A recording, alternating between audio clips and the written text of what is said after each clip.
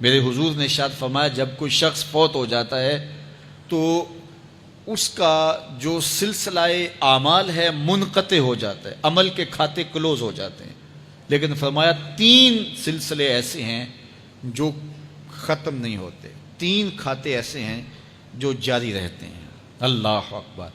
سب سے پہلے صدقہ جاریہ، دوسری بات میرے حضور نے ارشاد فرمایا علم جس سے لوگ نفع پائیں۔ اللہ اکبر۔ علم کسی کو سکھا دیا، وہ تسلسل باقی رہے۔ ہمارے استاد قبروں میں چلے گئے، لیکن آج ہزاروں طلباء کو اور لاکھوں عوام کو ان کے دیے ہوئے جو سبق تھے جو انہوں نے ہمیں پڑھایا آج ہم لوگوں کو بتا رہے ہیں، تو ان کی روح کو اس کی برکت پہنچ رہی ہے۔ پھر یہ ان کے استاد، پھر ان کے استاد۔ تو علم نافع یہ کبھی بھی کھاتے کلوز نہیں ہوتے۔ اور تیسری بات میرے حضور نے فرمایا نیک اولاد جو ماں باپ کے لیے مغفرت کی دعائیں کرتی ہے، یہ صدقہ جاریہ ہے، یہ کبھی بھی ختم ہونے والا سلسلہ نہیں ہے۔ میں کہتا ہوں کہ اولاد اگر نیک ہے، اہتمام سے دعا نہیں بھی کرے گی تو دن میں کتنی مرتبہ کہے گی ربنا اغفر لی والدی، اے اللہ مجھے بھی بخش دے، میرے ماں باپ کی بھی مغفرت کر دے۔ ایک شخص کے 5 بیٹے ہیں، 4 بیٹیاں ہیں، 3 بیٹے ہیں، 4 بیٹیاں ہیں، تو اب سارے نمازی ہیں، تو روزانہ 5 نمازوں میں کتنی مرتبہ ربنا اغفر لی والدی۔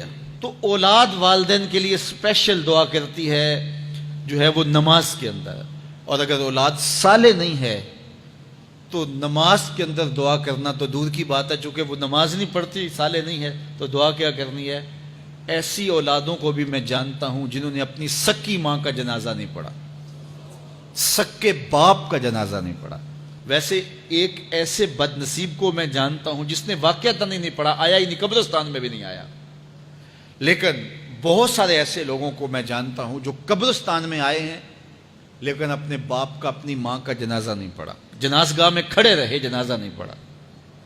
آپ سوچتے ہوں گے کوئی ایسا بد نصیب بھی ہو سکتا ہے؟ میں کہتا ہوں ایسے بد نصیب لوگوں کو آپ بھی جانتے ہیں۔ یہ کون بد نصیب ہیں؟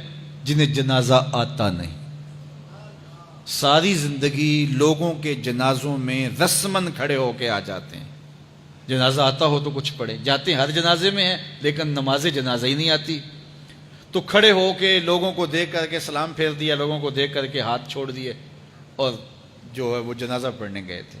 اور جب اپنے ماں باپ فوت ہو جاتے ہیں تو کیا سارے کام چھوڑ کے جنازہ سیکھتے ہیں کہ ساری زندگی لوگوں سے فراڈ کیا، دھوکہ کیا، آج اپنی سکی ماں کو دھوکہ تو نہ دوں، آج اپنے سکے باپ سے تو فراڈ نہ کروں۔ ساری زندگی جو لوگوں سے فراڈ کرتا رہا، پھر ایک دن اپنی سکی ماں سے بھی فراڈ کیا، اپنے سکے باپ سے بھی فراڈ کیا۔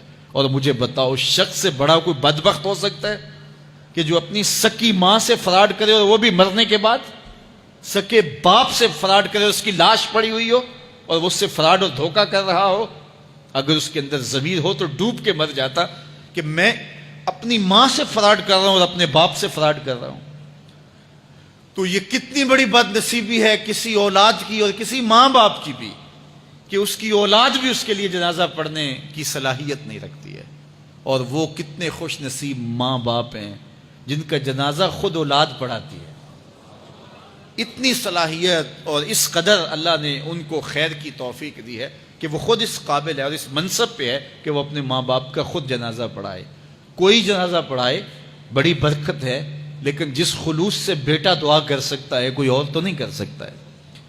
تو اپنی اولادوں کو نماز جنازہ سکھاؤ، اپنی اولادوں کو دین سکھاؤ، یہ عادی بن جائیں نماز کے، تاکہ بعد از انتقال دعاؤں کے سلسلے جاری رہیں۔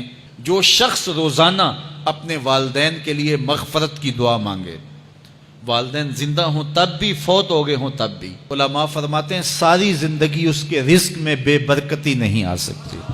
تو اپنے ماں باپ کو خوش رکھیے گا اگر زندہ ہیں تو، اور اگر فوت ہو گئے ہیں تو ان کے لیے دعاؤں کا سلسلہ کبھی بھی موقوف نہ ہونے دیجیے گا۔ 5 گانا نمازوں میں تو دعا چلتی ہی رہتی ہے، اس کے علاوہ بھی دعا مانگے۔ اللہ آپ کو، مجھے، سب کو اپنی رحمتوں کے سائے میں رکھے، ہم سب کے ماں باپ کی مغفرت فرمائے۔